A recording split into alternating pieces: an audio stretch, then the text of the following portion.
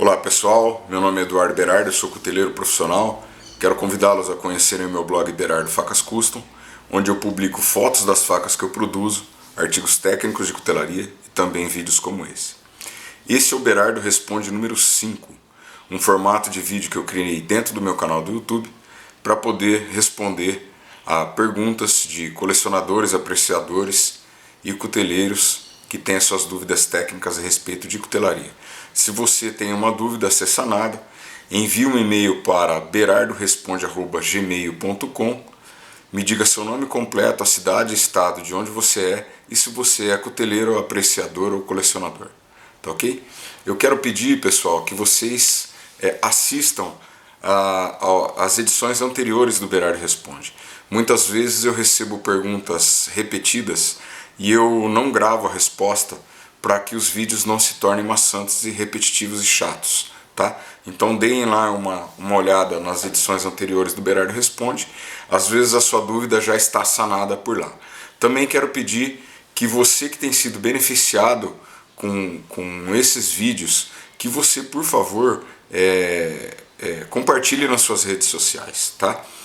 Muitas vezes as pessoas me mandam mensagens, muito obrigado, nobre da sua parte, ajudar aos cuteleiros mais novos, a dirimir dúvidas de clientes e colecionadores, etc.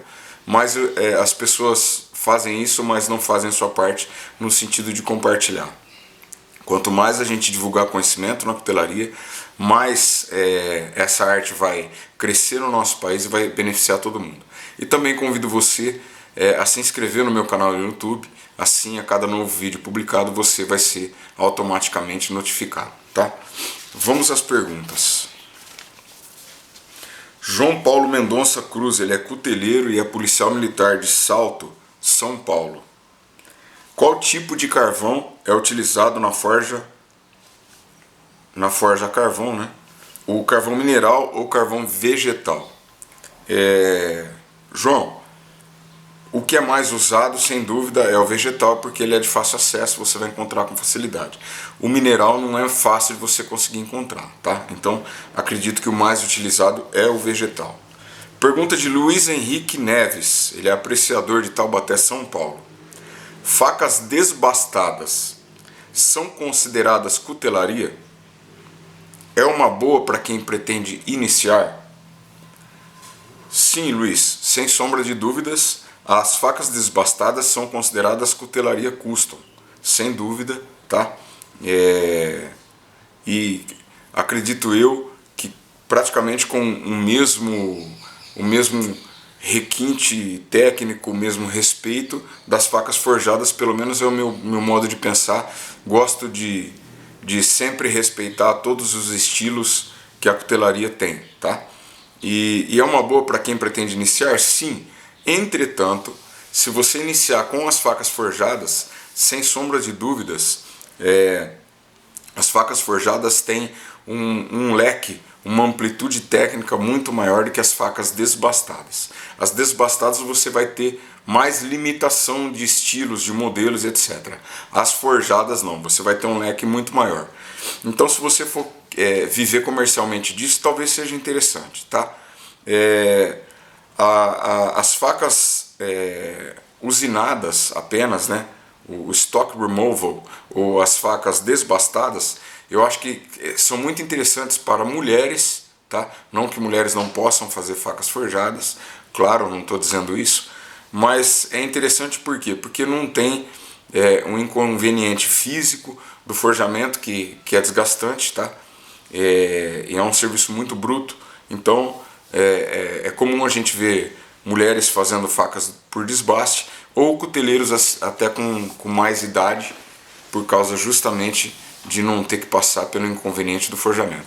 Mas te recomendo que faça facas forjadas, porque é muito interessante, muito legal e tem uma amplitude técnica muito grande, tá?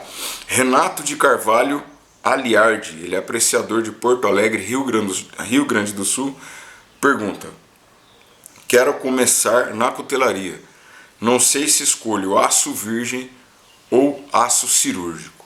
Renato, primeiro uma questão de definição, tá? Aço virgem é todo aquele aço que não é reutilizado, não é reciclado. É um aço que você compra novo numa loja, tá? E aço cirúrgico é um termo errôneo, tá? Não existe aço cirúrgico. Existem aços inoxidáveis que são indicados para a confecção de facas e, consequentemente, fazem-se bisturis deles, tá? Daí se criou vulgarmente esse termo aço cirúrgico, mas na metalurgia não existe o aço cirúrgico. Minha recomendação, sim, sem sombra de dúvida para todo mundo, escolha aço virgem, tá? Compre aço virgem. Trabalhei até um comecinho da carreira, trabalhei com aço reciclado, mas é melhor, o custo não é tão alto para você comprar aço novo da loja e não ter problema com eventuais trincos futuros que possam ter na peça reciclada e você eventualmente não perceber, tá? Então compre aço virgem. O Felipe Porto, ele é cuteleiro de Pirassununga, São Paulo, pergunta: Berardo, você já tentou fazer algum tipo de ramon? Poderia explicar o processo? Felipe, o único ramon que eu fiz foi decorrente da têmpera seletiva feita na forja, tá? Que fica, dependendo do tipo de aço, fica um belo ramon, tá? Normalmente, os aços que confeccionam as lâminas nas quais são feitas o ramon são aços temperáveis em água. Por exemplo, os aços da série 1000, tá? Como o 1095, por exemplo, que eu utilizo para fazer o meu damasco. É um aço excelente, fica lindíssimo para você fazer o ramon, tá? Mas eu nunca fiz, só fiz em decorrência da têmpera seletiva, então não tenho muita experiência para te falar a respeito, tá? O João Brás Trentino, ele é cuteleiro de Ribeirão Preto, pergunta: o aço 15N20 é muito usado para a confecção de damasco, mas nunca isoladamente. Esse aço é indicado para a confecção de lâminas? João, sim. Tanto que o 15N20 é um aço desenvolvido para se fazer lâminas de serra de madeira, tá? Que também se enquadra, é uma ferramenta de corte, tá?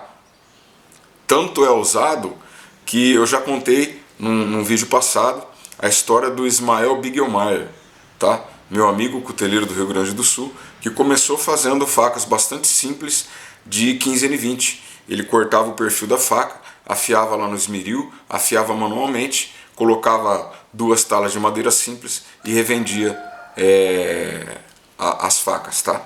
É um aço que tem 0,7 de percentual de carbono. É um carbono bastante considerável, tá? Então se usa sim, não é frequente, porque também é um aço caro. Então isso talvez inviabilize a confecção de aços somente de 15N20, tá bom? Júlio César Leão, ele é cuteleiro, não mencionou de onde ele é. Ele diz o seguinte: tenho feito facas com lâminas de serra circular feitas de aço D2, mas é um aço muito duro. É melhor usar 1070 ou 5160? Resposta: sim, tá? Eu nunca usei o D2, mas eu consultei alguns amigos de um grupo de WhatsApp que eu participo, de cuteleiros, tá? E lá no grupo nós temos alguns que utilizaram e eles me disseram o seguinte: o D2 ele tem 1,5% de carbono, 12% de cromo, 1% de molibdênio, tá? Ele tem dureza a quente, ou seja, ele é terrivelmente difícil de ser forjado. É indicado para a confecção de matrizes, estampos e tratamento térmico é muito complicado. Então, quem usou D2 lá dos meus amigos no grupo de WhatsApp recomendou o seguinte: sai fora do D2. É um aço muito complicado, até mesmo para cuteleiros experientes, tá bom? Então, sim, minha resposta é sim. É melhor você usar 1070 ou 5160, tá bom? Pergunta do Giovanni de Oliveira, ele é cuteleiro de Sorocaba, São Paulo. Faço minhas têmperas com maçarico. Aqueço o fio até o ímã não pegar e resfrio no óleo. Já aconteceu de aparecer trincas e tive que descartar a lâmina. Isso ocorre por causa do maçarico ou por causa do óleo frio? Giovanni, eu acredito que isso ocorra por causa do maçarico. Eu vou explicar por quê. Quando você aquece o fio da faca com maçarico, a diferença de temperatura da peça toda é muito grande. O fio vai ficar lá entre 850 e 900 graus, dependendo do aço que você for temperar, tá? E a parte do dorso vai ficar muito mais resfriada, não vai chegar numa temperatura tão grande.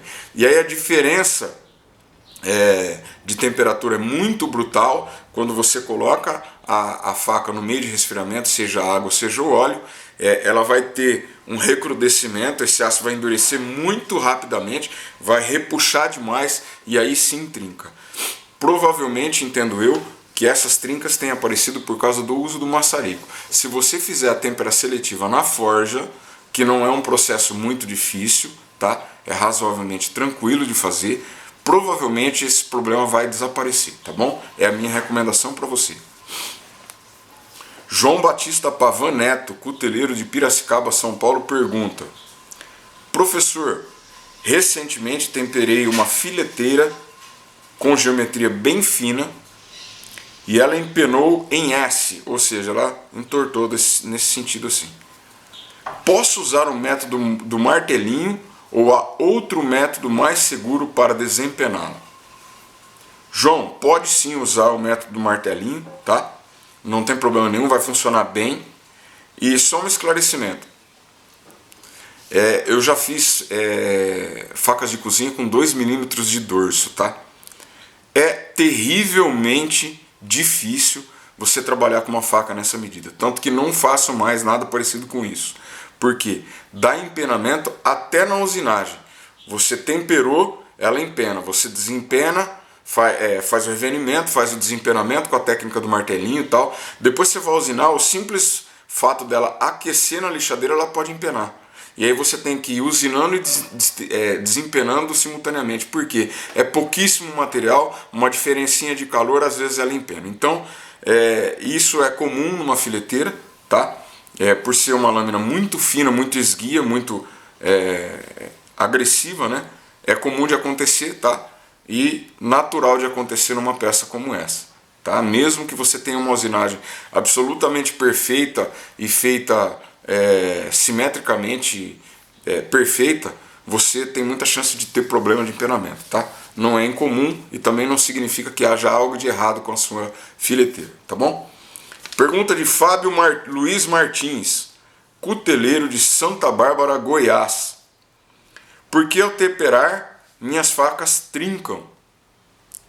Pode ser que você esteja, Fábio, utilizando o meio de resfriamento errado. Uma faca que é temperável em óleo, se ela for temperada em água, muito provavelmente ela vai trincar. Pode ser que você esteja excedendo demais a temperatura. Você não falou aqui qual o meio de aquecimento que você faz, se é com maçarico ou não. Se for com maçarico, é o mesmo caso que eu expliquei aqui do Giovanni, tá? Mas são essas as prováveis causas. Arthur Henrique Tostes Batista, cuteleiro de Alegre, Espírito Santo, pergunta: qual a melhor forma de desbastar sem ter a bendita lixadeira de cinta? Olha, Arthur, eu acredito que você possa usar uma esmerilhadeira para tirar o excesso de material e depois você pode usar uma lima de 12 ou de 14 polegadas, uma lima chata paralela, tá? Pode ser a paralela, pode ser essa daqui, que é uma lima da KF, tá? Ou da Nicholson, que é a mesma marca, que ela é sutilmente despontada, e trabalhar diagonalmente, não trabalhando reto, trabalhando diagonal, você vai conseguir desbastar. Muita gente não sabe, as 10 primeiras facas que eu fiz foram todas usinadas à mão na lima, tá? Eu me lembro de ficar horas e horas e horas e horas usinando essas facas a lima porque eu não tinha uma lixadeira. Mas a minha recomendação para você, sem sombra de dúvidas, adquira ou faça uma lixadeira para você. Isso vai otimizar demais o seu trabalho, a sua produção, tá bom?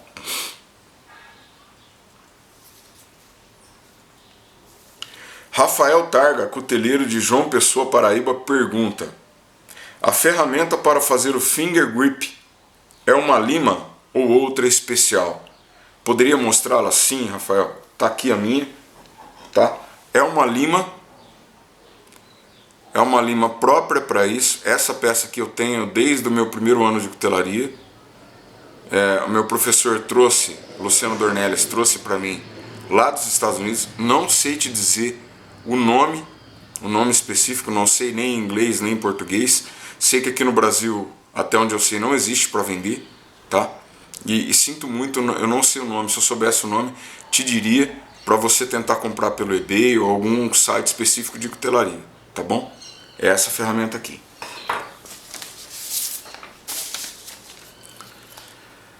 O Marcos Ribeiro Corrêa Júnior, cuteleiro de Guaratinguetá, São Paulo, ele faz diversas perguntas a respeito de polimento. Marcos, a linha de cutelaria que eu sigo, que eu aprendi, que eu pratico até hoje, nós não fazemos nada polido, tá? A não ser uma guarda, alguma coisa assim, tá? Mas a lâmina nós não fazemos nada polido. Por isso, eu não sou conhecedor do assunto para te explicar, tá? Quando fazia facas de aço carbono, eu sempre as finalizava, sempre fazia o acabamento acetinado, que particularmente acho mais bonito, acho mais fino, tá? Então, sinto não responder, só mencionei a sua pergunta para você não achar que foi esquecido, tá? Hugo Teixeira Gomes, cuteleiro de Divino, Minas Gerais, pergunta: para transportar minhas facas para um evento de cutelaria, preciso de algum documento, alguma liberação da polícia ou do exército? Hugo, não, tá? Tanto viajando aqui no Brasil quanto para o exterior, tá? Vou falar para o exterior. Se você for viajar para o exterior, se as suas facas forem no compartimento de bagagem, ou seja, na mala grande que vai no compartimento de bagagem, não na bagagem de mão, você não vai ter problema algum, tá? Basta embalá-las adequadamente e despachar quando você for fazer o check-in na companhia a companhia de viagem que você for viajar de avião, tá? Uma recomendação que eu já fiz no vídeo passado: se você for para um evento no exterior, vamos lembrar que a altitude de cruzeiro que os aviões voam, às vezes a temperatura do compartimento de bagagem chega a 60 graus abaixo de zero, tá? E se você tiver cabos feitos de madeira, de qualquer tipo de material que não seja sintético, madeira, chifre, marfim, o que quer que seja, esse material pode sofrer uma retração muito grande pela mudança brusca de temperatura.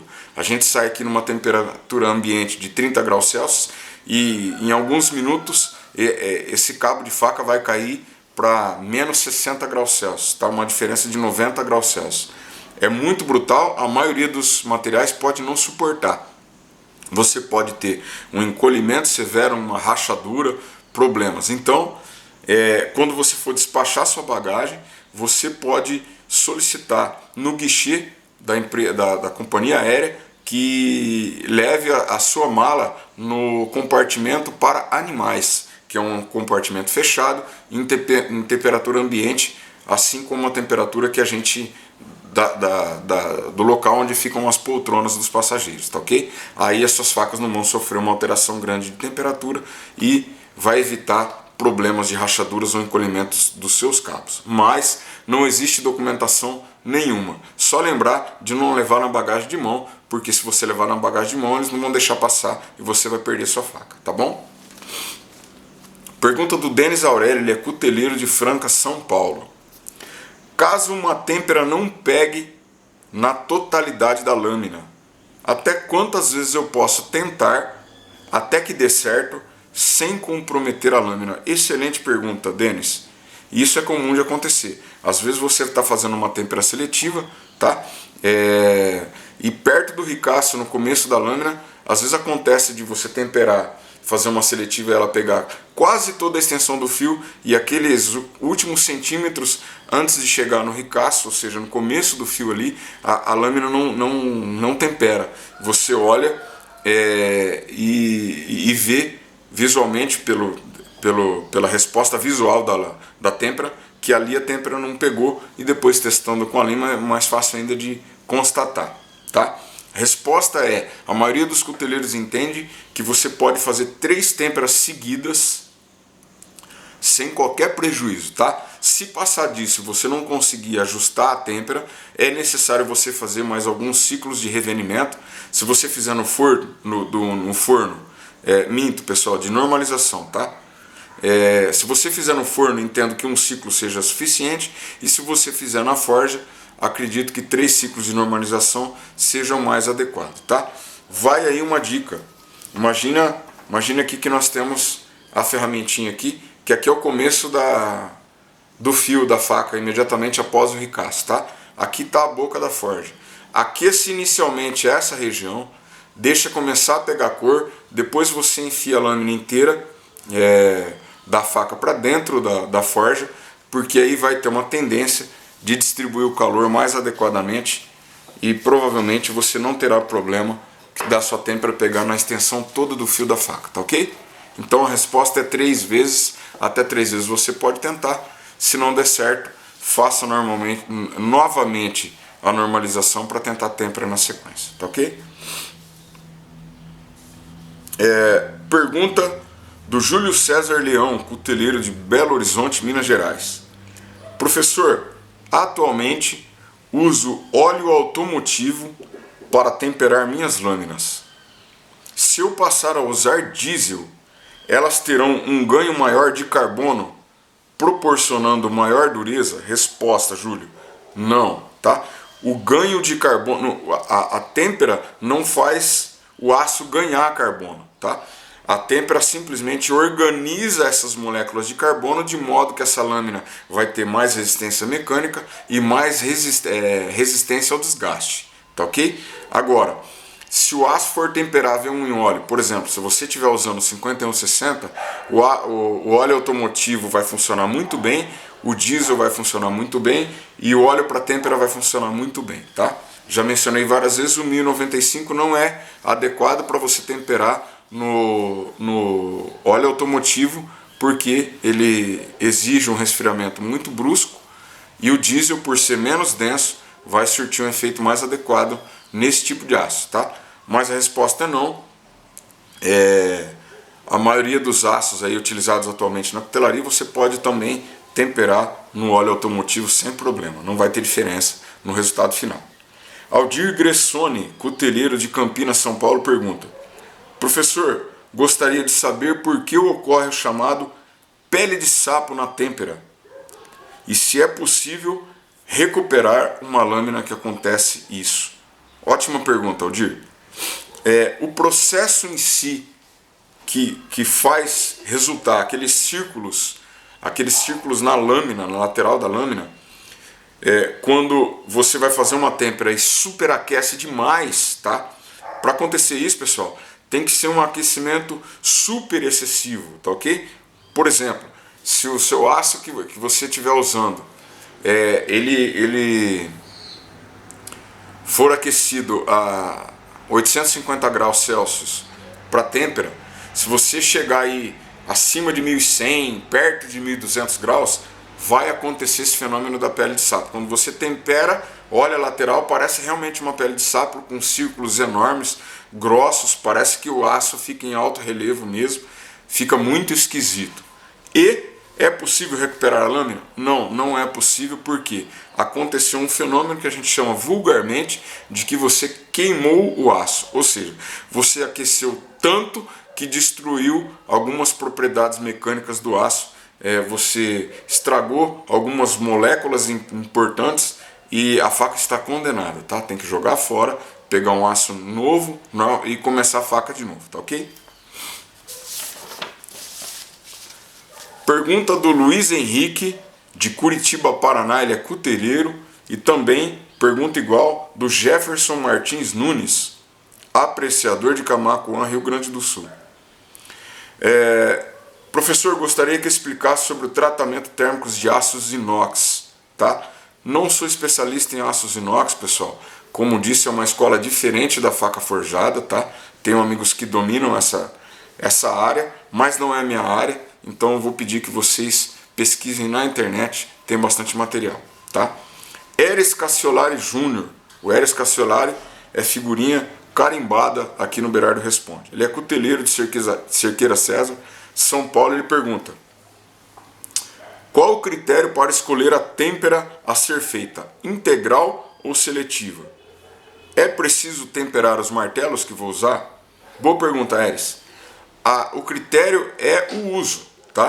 Por exemplo, qualquer faca que eventualmente poderá ser batida quando você for usar, se você for usar batendo, essa faca obrigatoriamente tem que passar ou por uma têmpera seletiva ou por uma têmpera full hard seguida de um processo de destêmpera seletiva, tá? Tô devendo esse vídeo para vocês, é uma técnica bem simples, vou fazer o quanto antes, tá?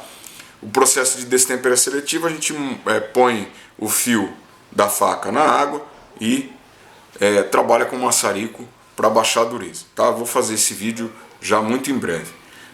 Agora, se a faca nunca for batida durante o uso, se for somente cortes mediante deslizamento, cortes mais precisos, mais delicados, entendo eu que não haja necessidade de se fazer uma têmpera seletiva. Por exemplo, uma faca de cozinha, mesmo que se trate de uma faca grande, tá? Uma faca de cozinha nunca é para cortar batendo. Você não vai cortar mato com uma faca de cozinha e você não vai cortar osso com uma faca de cozinha, porque ela não é projetada para isso. Ela é projetada para cortes delicados e precisos. Entendo eu que não há necessidade de se fazer uma têmpera seletiva, pode ser uma têmpera full hard, ou seja, que endureça a totalidade da lâmina. Então o critério é esse. E a outra pergunta: eu preciso temperar os martelos que vou usar? Sim, sem sombra de dúvidas. Por quê? Quando você for, por exemplo, martelinho de desempenamento, quando você for desempenar uma lâmina, essa lâmina já estará temperada, ou seja, o aço vai estar endurecido. Se o seu martelo não estiver duro, quando você bater com ele na lateral da lâmina, o que vai deformar é ele, não a lâmina, tá? E para que a lâmina seja desempenada com sucesso, você precisa produzir micro deformações na lateral dela, tá ok? Então, obrigatoriamente, você precisa destemperar o seu martelinho. Aliás, temperar o seu martelinho, tá? Marco Antônio dos Santos, cuteleiro de Belo Horizonte, Minas Gerais, pergunta: uma forja a gás de tijolo refratário tem a mesma eficiência de uma feita de manta refratária? Marco, sim, tem a mesma eficiência. Muitos cuteleiros usam forja revestidas somente com manta, que é o meu caso. Outros usam feitas somente com tijolo refratário e muitos usam combinado, especialmente quem faz damasco. Tijolo refratário na parte de baixo e manta na parte do teto da forja. Por quê? Porque o bórax, pessoal, aquele pó branco que a gente usa para caldear os aços, quando ele derrete, ele se liquefaz e ele pingando sobre a manta, ele corrói a manta, tá? Então, para evitar essa corrosão e ter que ficar trocando a manta do fundo da forja, alguns cuteleiros optam pela parte de baixo da forja ter tijolos refratários para poder manter o aquecimento da forja, tá? Então a resposta sim, os dois meios de preservação de calor aí têm a mesma eficiência, tá?